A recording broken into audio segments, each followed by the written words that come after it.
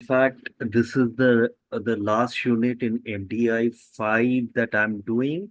Next week onwards, I start MDI 7, which is about labor development, labor markets, a little bit of economics. So we'll do that.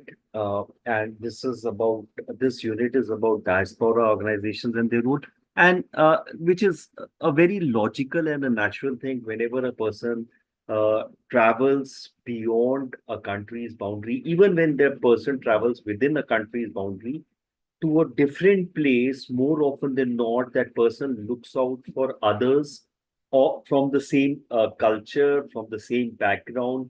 It gives comfort to see somebody similar.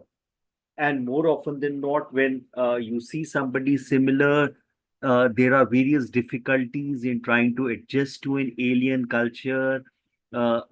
Each culture has its own unique identities, the way things operate. uh, so you naturally coalesce together, and inevitably, to protect interests, you set up an organization, and so and so forth. So let's look at this. Objectives are meaning and concept of diaspora organizations, importance of diaspora organizations in development and homeland. And inevitably, whenever we talk about diaspora, we always bring in the homeland, because the whole concept of diaspora is the set of people who have moved from homeland to hostland, but they still have this connection and belonging back on the homeland. And more often than not, that affiliation and belonging and the connections leads them to do things in their homeland. Several types of diaspora organization. Now, a couple of things, we'll keep repeating it throughout this course at various opportunities. Diaspora is not a homogeneous group. Guys, are you able to hear my voice and see my presentation? I didn't check up before I started. Yes, sir. Okay, perfect. Again, the rules are the same. You can stop me at any moment of time to ask a question or to add something that you think, or even there is something not related to the topic or not related to the course. We can talk during the course. Diasporas are not a homogeneous group. They are a heterogeneous group, different political goals, do not maintain a single position visible. It's like, even within a family, each person in a family every individual is different. Every individual's perspective is different. Every individual understands things in their own particular way. They can reflect different visions of change according to different components within the community. According to Clays, the objectives and strategies adopted by diaspora are not unchangeable over time. Remember, strategies are different. So look at the fact that today, if you're following the American politics, the Democratic Party has put in the Vice President Kamala Harris on the presidential ticket. She's half Indian, she's half Jamaican. In fact, I was listening her acceptance speech. So she clearly says that her mother comes from India, but her father was a Jamaican. They split up. So, and the Party nominee has been accusing her of changing her identity. But the fact is, people work with multiple identities. That's the way it is. She is Indian, she is Black, and so on and so forth. Her identity also is, as a gender, she's a woman, she's a prosecutor. There are multiple identities that she will. She's a wife, she's a mother, and so on and so forth. So there are multiple identities, and these objectives and strategies change. They're not unchangeable. They change. There are always plurality of voices within diasporas, different, and then there are different waves of displacement. And we have seen in the Indian diaspora three predominant waves of displacement. Obviously, when there are different waves, people from different time zones or time places understand things in a totally different. The Indian diaspora of the 60s would not understand the India of 24. They would still look at India of the 60s. And the diaspora of the 90s, after economic liberalization, would also not. In fact, all diasporas before 2000 will not understand the India of today. Fragmentation within diasporas often reflects social and political divisions in homeland. and also it also is based on the diaspora experience. So, for example, a particular diaspora from a particular place in India might have a different experience. A different diaspora from a different place might have a different experience. And most of us make our understanding of life based on our experiences. Diaspora is often described as transnational communities. Members have multiple identities, and today, with globalization, every migrant, every person is a transnational.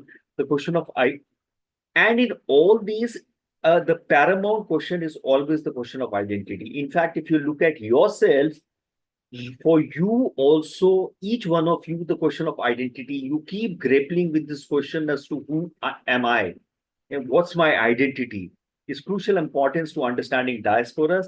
And think about the fact that you are in your homeland and you still grapple with an identity question. Think about the fact that when a person moves into an alien culture, into a different country where there are different norms, different way to behave, different expectation, the question of identity is of crucial importance. Involvement in conflict or peace are not, and again, these identities are not cemented and can change. Identities keep on moving. These identities are negotiated within social relations. So, for example, as I was giving the earlier example of the Democratic nominee Kamla, who's half Indian, half black, and in one video which was put out by the rival party, which in which she's in an Indian cooking setup, where she says this cooking is half part of her family. Obviously, she is moving between the Indian community and an African community, and of course she's an American. Thus the relationship with the diaspora and with the homeland and the host will therefore change. The generation gap is equally important. If it's a first generation diaspora, their understanding, their expectation, their homeland connection is totally different from a second generation or third generation, because inevitably the second and the third generation being born and brought up in a host land has a different understanding of the situation. They have no connection to the homeland. Burbeker's conception of a diaspora as a category. And of course, remember, diaspora is a category of practice. Diasporas just don't happen. Diasporas come together based on certain practices. So we need to understand before we go into an organization. In fact, all these things make it clear why diaspora organizations come together, why they function, involvement of diasporas in their homeland, the significance of, and because of globalization, because of 24 by 7 media, because of faster transportation, because of homeland policies, the connections have cemented over the years. Today, as I said, each person who's outside, who's a migrant, is 24 by 7 connected with homeland. Things which happen are immediately transmitted on social media. The role and are dynamic, diversified with their purpose, and they foster mutual engagement with homeland, culture, society, as well as encourage the development of. Because inevitably there is that for any person. So each one of us, if we move internally, forget externally. Even if we move, let's say, I'm based in Haryana. If I move from Haryana to, let's say, Maharashtra, obviously the culture of Maharashtra, the eating habits, the dressing, everything is so much different from Haryana. Think about the fact that I have to adjust myself to a new language, to a new culture, and inevitably, whenever I meet a person from North, I would be that much more comfortable because similar likes, similar takes, similar food habits. Diaspora organization engaging in development related projects largely for all round. And this connection back home is what gets the diaspora or the longing for back home, or that vatan and that mera desh or meri mitti, that emotional connection gets them to want to do development work in rural areas, village, facilitate socio-economic aid, ethnic culture, social groups, and community. welfare and development of socio-economic, cultural, political, educational, health, and other important sectors. So more often than not, there is a certain altruistic thing. Besides that, it makes a business sense, because once we had in earlier units looked at the fact, for example, the Indian Americans are in terms of incomes are almost twice as much as white Americans, and obviously with those disposable incomes, then they have that money to kind of contribute back home. They feel a sense of responsibility for the homeland, for their families back home, etc. So, meaning and understanding, diaspora organizations are also called migrant associations or immigrant organizations. Now, there are certain prominent type, like hometown organizations, religious organization. Remember, these organizations can work both ways. So, a diaspora organization can work in the host land and also work in the homeland. So, there could be an organization set up to protect diaspora interests in host land. It could be specific interests. For example, a professional organization, a business organization. For example, a North American organization, Indian organization for restaurants and home, or for small motel owners, which could basically lobby with the political system, lobby with the host-land system. But at the same time, this organization can also look at, giving, let's say, for example, scholarships to prospective chefs in India, or people who are doing extremely well in terms of the culinary business, or, store business, etc., etc. In the recent past, emergence of various professional and occupational organizations, are alumni organizations, doctor organizations, which is natural, because any organization gives an individual a heft. More often than not, individually, you cannot do things which can be done as an organization, are benefiting the homeland through the respective goals. So, for example, there's a doctors' organization which is trying to lobby, let's say, their host country for certain changes in regulations, but at the same time, they have a certain expertise, they have disposable income. They are able to come and look at the homeland and see what they can contribute in terms of, let's say, dental hygiene, in terms of specific internal medicine, etc., etc.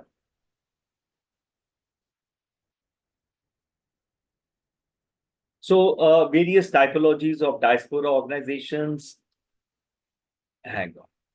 There is, sir, many countries, China people have Chinatowns.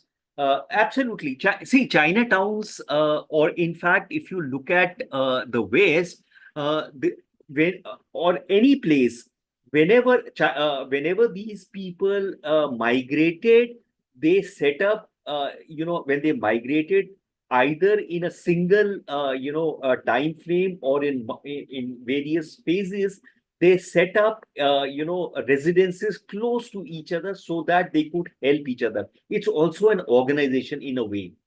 Chinatowns is very largely known in terms of Chinese people. Chinatown is there, for example, in India. There are Chinatowns in the West. There are Chinatowns where you will have a predominant Chinese community. Then they are able to serve Chinese cuisine. There is Chinese culture, and so on and so forth. Similarly, if you look at the fact, possibly when Domingos, when Mozambique students might come, they might all coalesce to certain universities. They will not, scatter in various universities. It almost, what we typically say, African students. We give them a stereotype African name rather than understanding they could be different countries from which they are. For example, today, we have identified and said Nigerians are the ones who are dealing with a certain amount of crime. You don't even know whether they are Nigerians, or it could be an African from a different country. So it is a natural thing for migrants to coalesce together. And Chinese people, when they set up residences close to each other, it's called a Chinatown. In Mozambique, too, we have a Chinatown, which is the case wherever Chinese went. Remember, India and China have the largest population In fact, we never give it an India town or something. Chinese have been able to, kind of make a brand about the country and their culture by giving them the name Chinatown. Domingos? Yes, sir. Thank you. Okay. Okay. So these are the various typography of diaspora organization. This is not an absolute one, and in fact, these are not watertight ones. So, alumni association could also be a part of the hometown association, could also be a religious association, could be a professional association, and so on and so forth.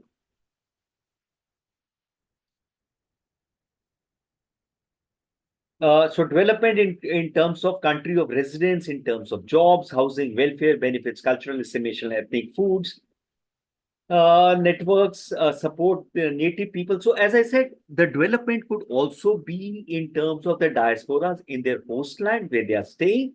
It could also translate into development in the homeland. Invest in business, promote philanthropy in social sector. That could be both ways.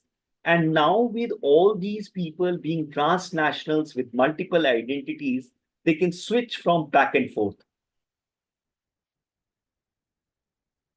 In homeland development with their country of origin is not new, again, because of the emotional connections, because of that longing of home, because their, that feeling of wanting to do something. Diaspora engagement has a term used for several ways, but refers to translocal activities of migrants in social, economic, and political areas of homeland. In fact, as in earlier unit I talked about, in the 90s, when the economic liberalization happened, a part of it was under pressure from the diasporas because India had such a licensing regime. Today, also, if you see, there is a lot of diaspora pressure when laws are formulated which seem absurd. For example, currently the income tax laws seem extremely absurd. There is a lot of pressure which is coming. Inevitably, obviously, the government has to balance between various pressures, then look at their own financial situation and so on and so forth, shaped by various factors that includes familiar practice, occupational professions, economic conditions. So I was reading just 2 days back or yesterday in one of the newspapers which comes out from North India about how Punjab government has reserved a certain amount of seats in the medical college for NRIs. There are two basic purposes for doing that. A, obviously there is a large Punjabi diaspora, and inevitably among the Indian diaspora, medicine and engineering are two large professions which the Indians, irrespective of being in India or in diaspora, want to take. But secondly, the income which is generated out of these NRI seats adds on to a state's kitty, because there was a substantial difference between the cost of the seat for an Indian and the cost of the seat for an NRI. And obviously, if you look at a convertibility in terms of dollar to rupee, that makes sense. So it becomes a revenue for the government. At the same time, you have a diaspora engagement, and obviously, there would be a diaspora, lobbying and pressure in terms of wanting them to get these seats out there. And I read that, and obviously, each state is looking at their diaspora in terms of contribution, shaped by several factors, role of friends, community, religion.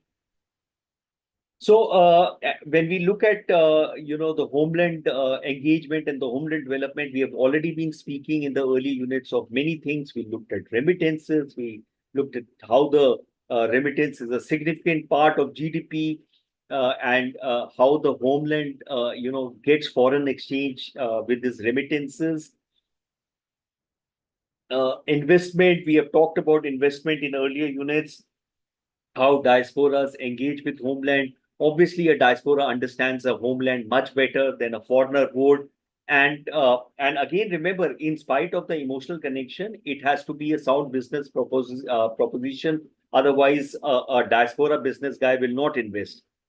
Contribute to economic development, country of origin through foreign direct investment, possess an ownership, extend their network. So investment, most likely, as they have much knowledge and relationship that we talked about.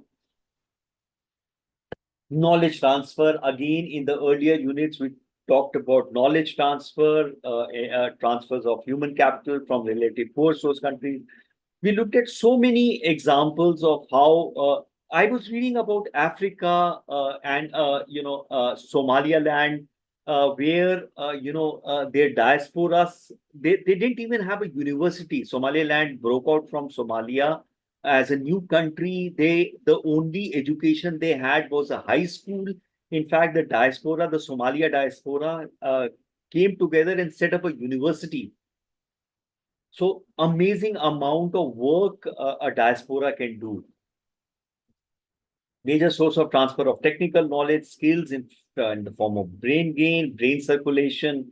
In fact, those earlier things of losing, human capital, intellectual capital, brain drain that we talked about is no longer true with advances in technology and globalization and advances in media. Then we also in the earlier unit talked about diaspora philanthropy, advancing social benefits, reducing poverty, increasing equal opportunity, personal family ties, international family market, affiliates of political parties, humanitarian relief organization. Diasporas world over contribute phenomenally in terms of relief and rehabilitation. In terms of natural disasters, the diaspora philanthropy comes into the picture. We have multiple examples of civil service organizations pitching in through individual as well as group levels.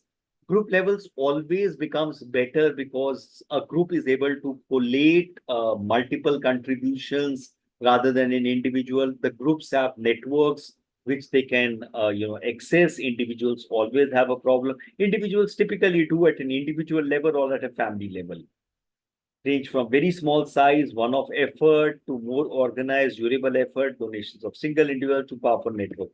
So there are multiple, again, strategies, how it works.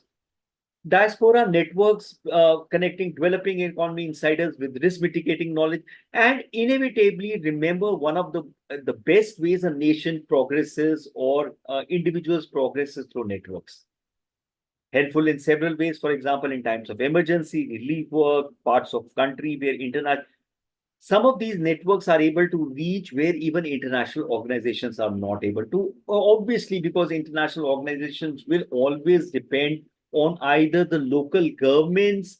Governments always have limitations in terms of manpower, in terms of reach. A network and diasporas are able to connect right at the village level. Then diaspora advocacy, active, vocal, influential in the countries of origin. In fact, the whole Indo-US nuclear deal was a large part contribution because of the diaspora networks in the US. They were able to lobby with their governments. They were able to push India's case, increasing seek to influence government, media, corporate sector, and other prominent group. And inevitably, that becomes a major factor in terms of a country's foreign policy. Has discussed this new phenomenon should utilize a variety of means to influence governments in their country of origin, settlement, international organization. In fact, I was when I was seeing the Democratic National Convention, there were a lot of Indians. I could see a lot of Indians, and obviously there are a set of Indian networks which are pushing the democratic setup. There are a part of India networks which are pushing the Republican setup. Remember, they are lobbying their individual. They are a part of the individual political spectrum to be able to lobby their interest out there.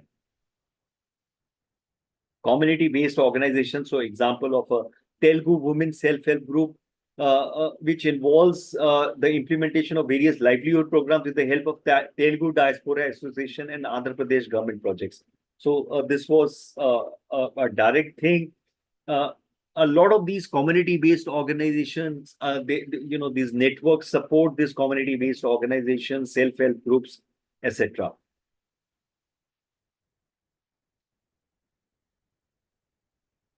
So the term have not only an interrelationship, but has a positive and beneficial response for the society as per Singh 2012. Seminal work on migration and development, the two diaspora and development in common, various issues, whole spectrum, types of mobility. So this was more a little theoretical aspect, types of mobility, which reflects their homogeneity, which again we know is not there. There is a lot of heterogeneity in terms. On the other hand, the term development, several meaning of social, economic, and so development could need not be understood only in terms of economic. It could also be understood in terms of social. We looked in one of the earlier units how remittances are on the economic side, but can lead to a lot of social consequences. In fact, a lot of migrants, when they come back, they come up with new ideas, which could lead to a lot of the concept of social remittances was used. So it's not only just economic, it could also be in terms of political importance.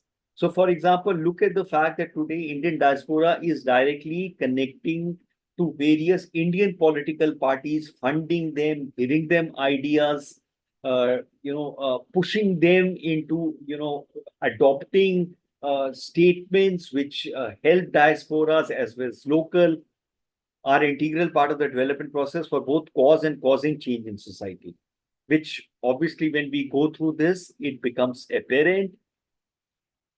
Many types of development, which includes diaspora entrepreneurship, we looked at that, philanthropy, we looked at that, charity, investment, political participation, and so on and so forth.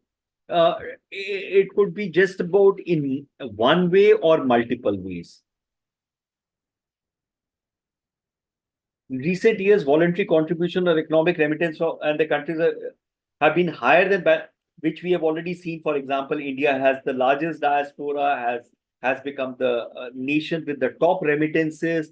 There are nations where a very high percentage of the GDP is by diaspora remittance. We have looked at Nepal, we have looked at Philippines. It overtakes the official development assistance, even from development agencies. We have seen that. Active in fragile post-conflict countries where development assistance is not required. In fact, there is an example of Somaliland where there was this Somalia and Somaliland separated out from Somalia. There was an active conflict which happened. Remittance can meet particular community needs such as investment and trade in vital humanitarian functions. Conflict. Now, diasporas can not only bring peace, but exacerbate conflict. In fact, we have seen today across the Western world how, differences in, let's say, the Indian political situation or the conflicts within homeland are affecting the diaspora. We are reading every day how things go back and forth. So diasporas can not only, do peace, but can also exacerbate conflicts. Involvement in countries of origin, global politics, and international legal do not have impact on diaspora capacity to engage in their own. But at the same time, global politics, for example, the India-Canada politics and tensions which happened between the two countries was caused because of the Indian diaspora, certain groups which were active, the way the West looks at democracy, the way the Indian side looked at freedom of speech. There was this thing, and today the worst part is non-state actors can exacerbate frictions in the absence of proper procedures or proper diplomacy standards. So if things are not in place and people just use their freedom of speech, it can lead to consequences. What we saw between Gulf and India, in fact, there were these heightened tensions. The diaspora organizations helped mitigate some of these tensions, and we've seen it across. It's not just here, it's across. That in order to assess the peace building potential, it is necessary to analyze both their capacity, agency, and the transnational opportunity in both host and home countries available to them. So inevitably, things are not that easy today anymore because there is an active social media which is 24/7. And everything which happens at home affects the host land, and everything which happens in host land affects home. So it is a two-way, it has become a two-way street. And we know that in a two-way street, if the traffic is not maintained or controlled, it can lead to chaos. It's a direct analogy from driving on a road, a two-way road. Social sector also requires direct attention for the development activities by diaspora organization, uh, often complement those implemented by mainstream donor agencies. Obviously, in a lot of cases, diaspora organization complement. In a lot of cases, they take lead, develop in order to support particular projects such as the building of schools, road, hospital can offer a platform for dialogue in which conflicting interests are translated into common needs that these develop in. Now, again, for example, as I gave you the earlier example of Punjab government putting some of these seats for NRIs. Now, the thing was in this hospital, I was reading the total number of seats were 100. And the seats that have been earmarked for NRIs have been taken out from the quota of general or other reserved categories. Now, inevitably, when you take out seats from the general category in the hope of helping the diaspora and making more income for the state, the constituents, the political constituents locally get affected. Now you have to negotiate. And inevitably, politics is the art of negotiation. So conflicting interests are translated into common need. These development also create new disputes and disagreements, exacerbating inequalities. So inevitably, that is why, for example, there is a whole, Indian diaspora working towards dual citizenship for wanting to participate in the local elections. Now you have to try and figure it out, and it's not an easy thing because we Indian diaspora is 31 million. So each country would have to figure out how to work with the diaspora. And more often than not, that is why a policy is required for diaspora. And inevitably, most countries work on an ad hoc basis, which leads to other consequences. For development of social economic, we've already seen that is entrepreneurship. We have talked about entrepreneurship in economies, social entrepreneurship. So, for example, I got this example of this Diaspora Infrastructure Development Group, International Trade and Development. This is a LinkedIn page they have. And then I picked up this Sunday Mail, news item that this Diaspora Group has raised $400 million funding for Zimbabwe Railways. And this diaspora is actually working on Zimbabwe's critical infrastructure. So this is a huge, so obviously this is taking on much bigger, almost to the tune of an international development organization. This diaspora infrastructure group. So this is a Zimbabwe example. I picked it up. And then I picked up the, various Indian diaspora groups, organizations.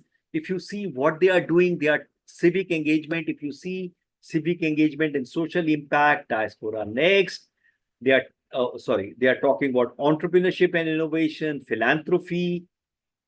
They having, Panchtantra stories tailored for children of Indian diaspora. So obviously they are doing the cultural connection in the diasporas in the host land.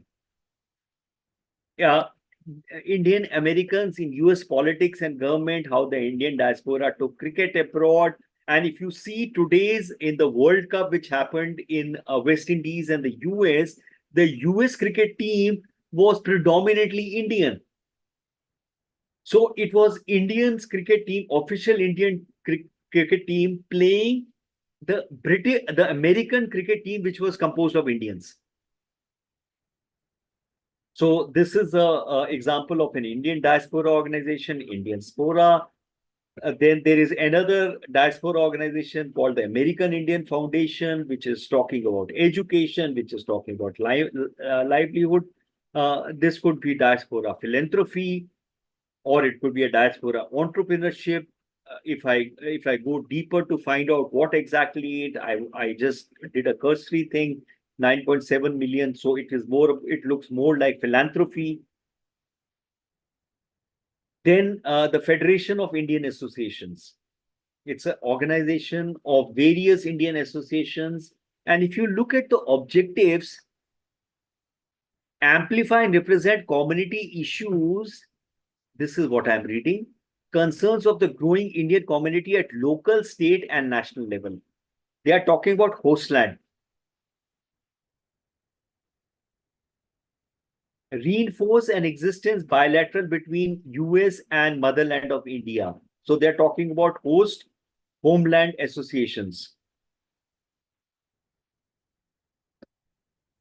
This is in New Hampshire, Vermont, Maine, USA. So look at the kind of associations. In fact, then it will be further boiled down to the Telugu Association, the Tamil Association, the Punjabi Association, the Malayali Association, the Bengali Association. So if you see multiple identities, multiple associations, they come together based on practices. There is this organizations which is working for dual citizenship. The India Diaspora Global. 4.5 lakh Indians choose foreign citizenship between 2014 and 17. The trend will only increase as more nations grant easy citizenship in return for money and investment. So obviously, today you can take up a citizenship of a country by giving some money. For example, Canada is offering a permanent residency for certain group of people with certain technical skills. You land out there and you'll get a permanent residency. And obviously, because think about the fact that unless a huge country like India, with a huge population, today India is number one in terms of population, is not able to generate enough jobs, people who have any skill will leave. Remember, we started by talking about the fact that individuals will use various strategies and identities to suit whatever is best works for them. So here is an organization who's working for dual citizenship. How it will work out, I do not know. Whether there is an active discussion going on. And today, a certain amount of public discussion is required, because once a public discussion is done, then pros and cons are discussed. Role of diaspora organization reinforcing identity and culture. There's a whole lot of organizations which work on the identity, on the culture side. Diaspora perform multiple roles and mediators between locations, people, and institutions, both physical as well as symbolic. Do not only leave their houses, but they leave their homes. Inevitably, as we had talked about multiple times, when people leave, they don't just physically go as a body. They carry their identity, they carry their culture. Organizations play a significant role in everyday construction of ethnic identities, and inevitably, an identity that you have carries on, and it does not change. If I am, a particular religious person, dealing in a certain way of life in terms of my culinary habits, in terms of my clothing, in terms of my living, and I change places, I would not just leave whatever I know and adopt a different thing. It does not happen. It takes a lot of effort to change. Think about the fact that now that a simple thing, we've all got so acclimatized to using plastic, even though when we are told and we know that the plastic affects animals, we might be an animal lover. We know the fact that the plastic leads to animals' death because they eat plastic, or the poly bags that we throw around. Even though we might be an animal lover, it is very difficult to change, practices, because we got so used to using poly bags and plastic. Think about the fact this is a utility item trying to change cultures. So diaspora organizations play a significant role, construction of ethnic identities, transform largely virtual imagined communities into more tangible communities of practice as they gather participants around shared activities. And that is why we see for example, in India, condominiums, gated societies have common events, people come down. This is basically trying to get tangible community of practice. Commemorations, festivals, manifestations of shared places, community center. And the whole concept of community centers is people come together. Can be classified through their core processes as bonding and bridging. So inevitably, these organizations then help in bonding and bridging. They create bonding between members, government, both national and transnational societies, so find support in common identity. Remember what we talked about? I showed you about this organization doing Panchatantra for the diaspora members. So, for example, the second or the third generation who does not understand Panchatantra, who have not been exposed to the Indian comics of Panchatantra, they expose them to that. Among members of the same society or ethnicity, when common smelled,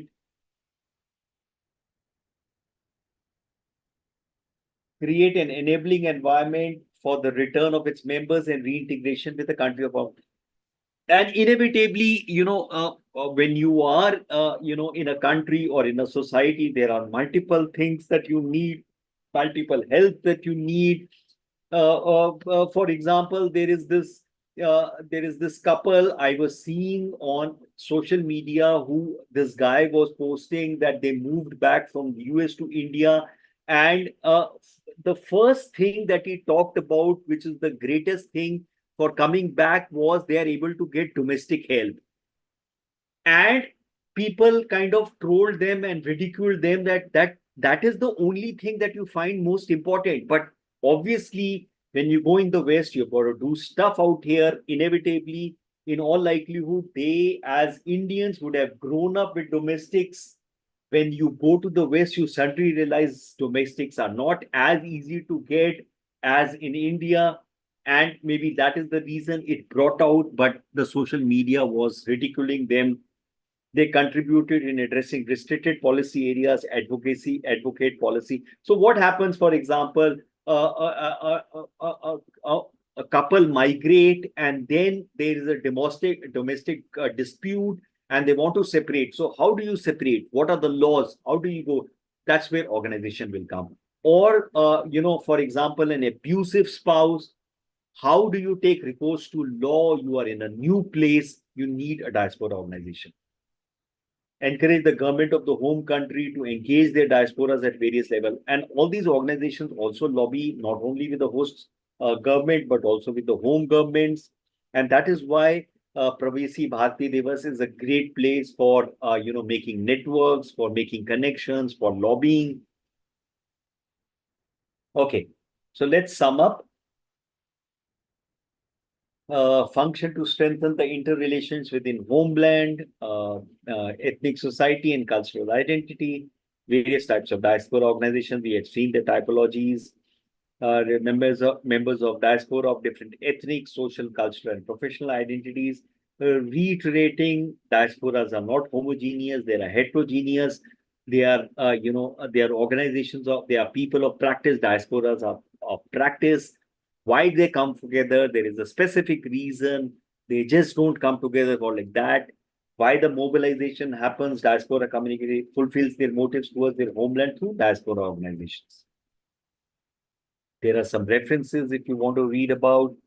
There is something about Indian diaspora and community-based organization. It's an ICFI journal of public. This is, I think, available on Google. Strategies for building diaspora migrant organization capacity for development, global forum of migration, diaspora engagement and development in South Asia. In fact, there are a lot of examples of diaspora organizations working in Africa, especially in states where a conflict ridden, how to move people out. In conflict areas, there is a lot of diaspora organizations which will work trying to get peace, trying to get opposing parties to sit together to talk. But at the same time, as I said, not only they can do peace or conflict resolution, they can exacerbate conflict too. Okay, let me stop there. And let me put on my video. Hi, guys. Any questions?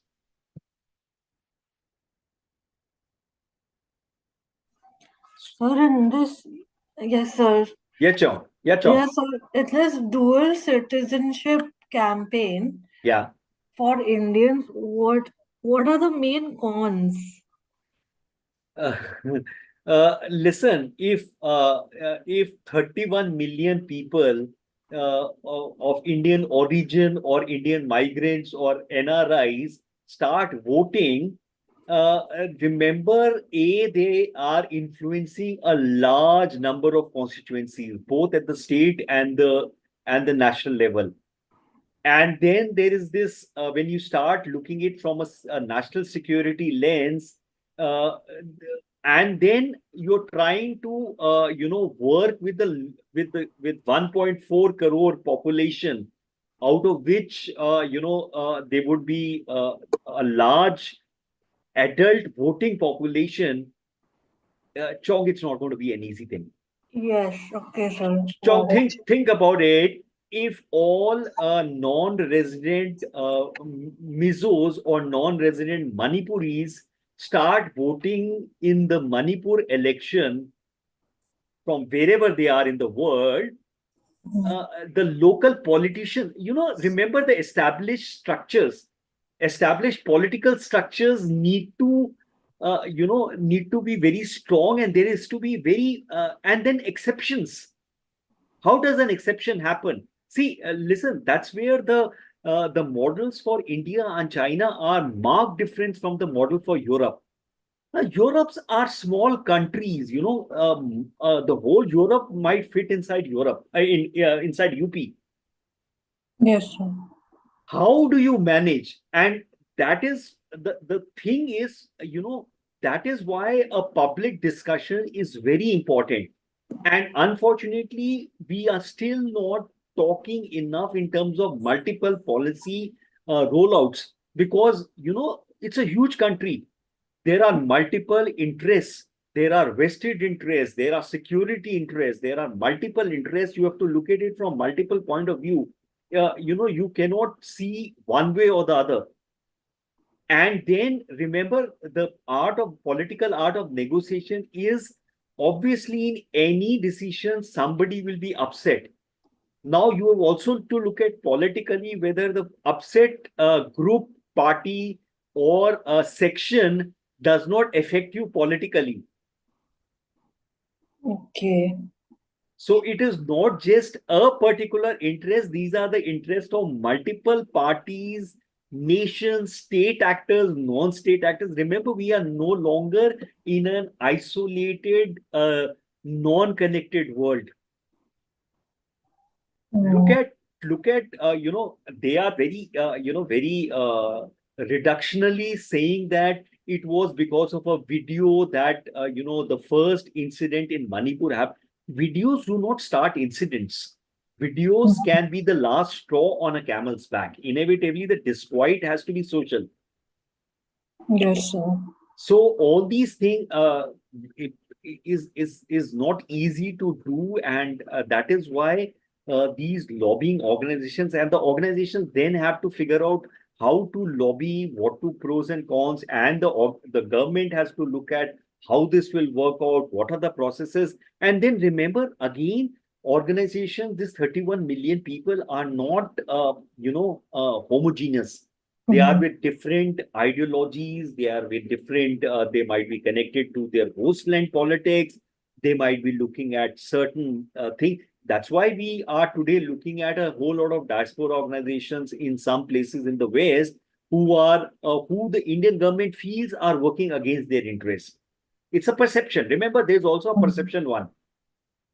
A lot of times people move in the perception of a better life. It may not be a better life.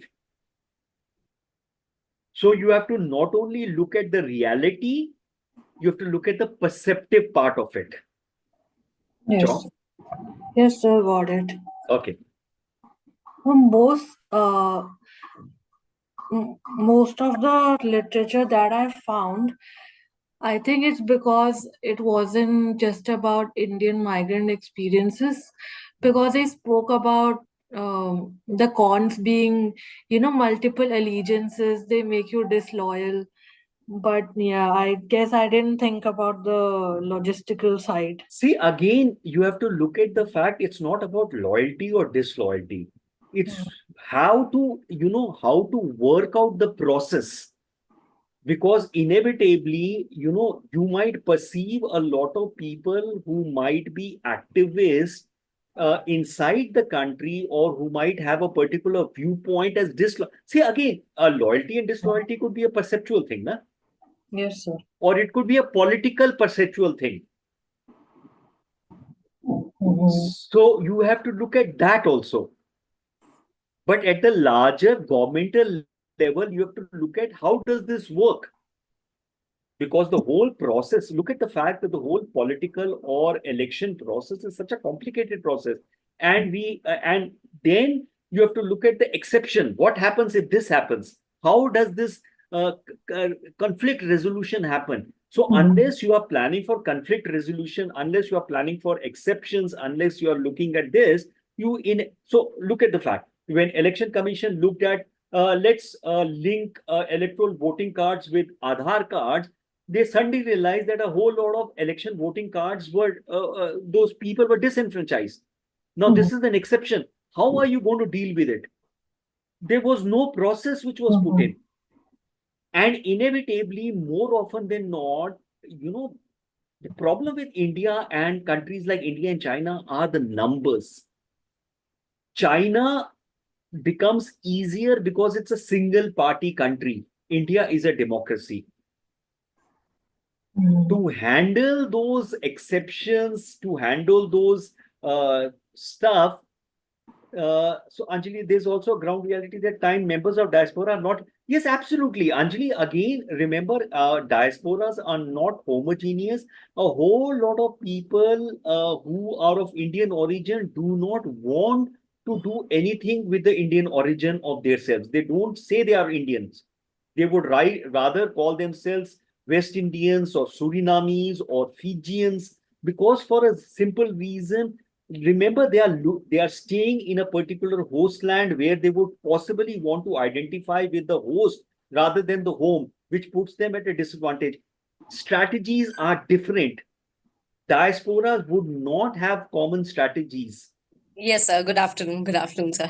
Hi, Anjali. Yes. Yes, sir. So actually, sir, also, there are people who have shared experiences, because I've known a couple of people from other countries. So they say, for example, like in the United States as well as in India, if they are, for example, living in Chennai, for example, and their embassy is in Delhi, because all embassies have to be in Delhi. So they're not really interested in traveling, 3 hours in a plane and coming just to vote and, go back. For them, it's also a matter of, economics and, how their family takes it, because possibly it's a woman who's married to an Indian person, and, they probably live in the outskirts of, in a semi-rural area or whatever. It could be, transportation, money, time. Sure. So inevitably, everybody will look at what benefits them from their point of view. And Chong was actually talking about dual citizenship. The diasporas would typically function. So if you expect that the Indian diaspora would all have the same affiliation, emotional connection, they might have different emotional connections. There might be some. In fact, there was a very interesting thing about Swadesh movie, which was talking about diasporas coming back, in which there was a contrast between the Western returned diaspora and the South Asian returned diaspora, or the Southeast Asian diaspora. How do the Indians treat those diasporas which are coming from the West or who are coming from the East? There's a marked difference on that. So how does the state determine that? How does it work out? So there are multiple things to look at. It's not a very straightforward stuff that let's go for this. There are multiple things to look at. That's right. True, sir. A lot of Indians at times also do not realize that there are, certain countries, and it's not only Indians, as such, a lot of Yes, Asian or across, even other absolutely. countries. It's they do not even realize, okay, if someone says, I have come back from, let's say, Ecuador or some place, so they'll ask, the first question they'll ask you is, where is that? So Hmm. when you say South America, they'll understand, okay, it's somewhere near Texas, possibly. Possible. See, Anjali, that also again is because of how much exposure you have to things. So, for example, I'll give you a very interesting example. Forget about diaspora. In Delhi itself, Delhi is north, south, east, west. So people possibly in South Delhi would not consider Delhi beyond River Yamuna, or East Delhis are not considered as Delhi at all. Forget about diasporas. And you look at Bombay. So South Bombay would, everything beyond Kolaba would be suburbs. That's how individuals determine identities. Has nothing to do with Indians. It's to do with human beings. Human, It, yes, sir. True. it has to do with human beings. How, and also understand why this has happened is because humans, the way we understand, and that is why I keep saying in academics, it's about perspectives. How you look at, so it's always important to have multiple perspectives, because those multiple perspectives allows you to see things in a larger, round fashion. Otherwise, a single perspective or one or two perspectives would tend to skew things. And there is nothing right, wrong, good, bad, ugly, or whatever it is. These are all perspectives. How do we see the world? How do we frame the world? How do we construct the world? Similarly, scholars, academicians would construct it in a particular way. It's not that a scholar would be totally objective. Media is never objective. Scholar is human beings are not objectives. Human beings are subjective, and that's why these are all perspectives. We need to understand those multiple perspectives, need to understand how is that person. And remember, these perspectives are made out of our lived experiences and political ideology. I might have a lived experience, yet I might have a political ideology. So, for example, I was giving you this example of this couple who came back to India, and this guy was tweeting the first a good part of India is domestic. Now, think about the fact that is that what you are thinking, that you are putting it out? Possibly you are trying to present a picture for somebody, but it's quite possible that's inert, that you are feeling you have, there are no domestics in the West, or they are extremely expensive. And and so there are a lot of people who commented, oh, you wanted free labor, that's why you came to India. Now, that is also not correct in a particular way. Obviously, there is a labor exploitation everywhere in the world. And we will, in the MDI 007, look at labor and labor practices, and how the whole concept of one of the explanations for diaspora and migration is labor. But these are multiple perspectives. Gurpreet, you wanted to say something? Gurpreet, आप कुछ पूछना Yes, चाह sir. रहे थे? Sir. हाँ Sir, little one. Sir, kindly elaborate the diaspora networking little more. Diaspora networking. So listen, understand. Any person who, let's say, I today am sitting in India and I decide to go to the US either for work or to travel or to visit my children. Now, inevitably, I'm moving from a particular culture into an alien culture. I do not understand that culture because their food habits, their dress habits, their religious beliefs, the way they go about, I do not understand. Now, I go there, I might go, if I go there for 1 or 2 days or possibly for a week for sightseeing, well, I have nothing to do with anybody. I go sightsee and come back.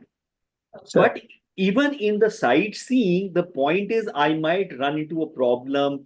I might have somebody who tries to carjack me or who tries to burgle me.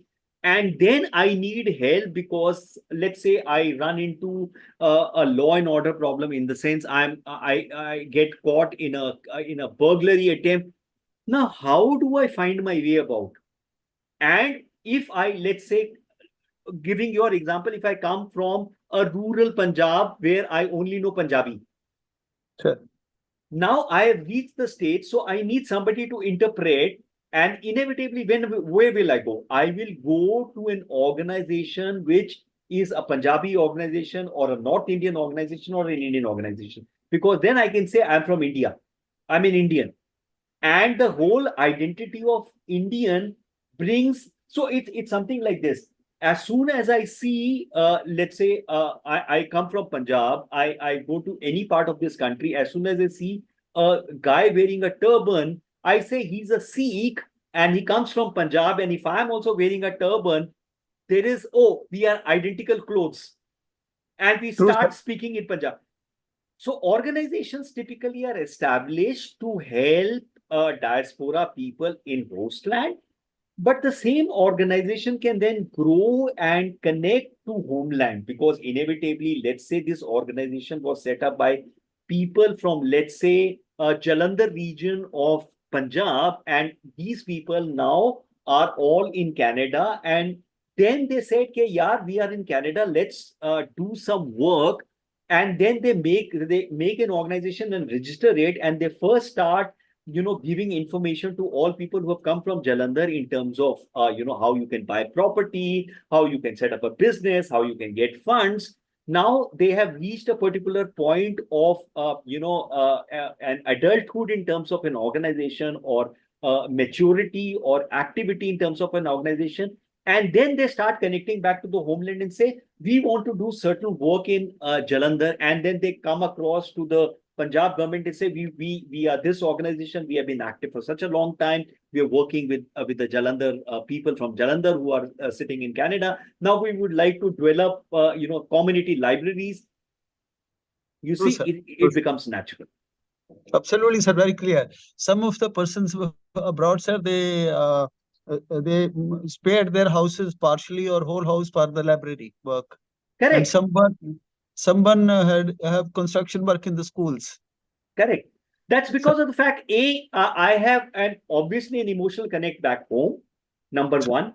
B, now I also see religion has a very important role in a human being's life.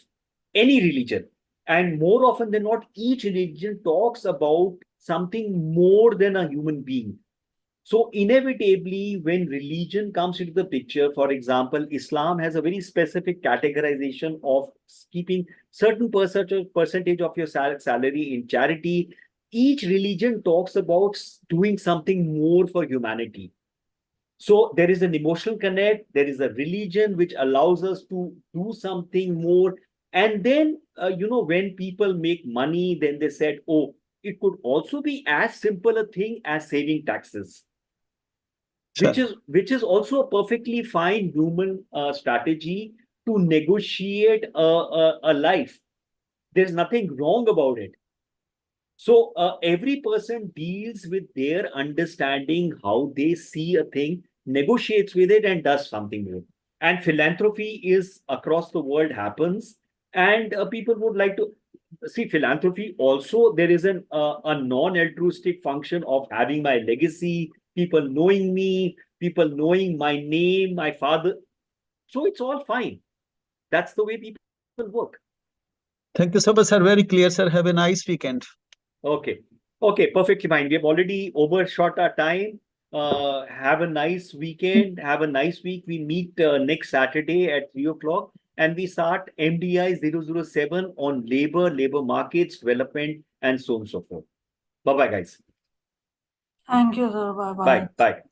Thank you, sir. Bye. Bye.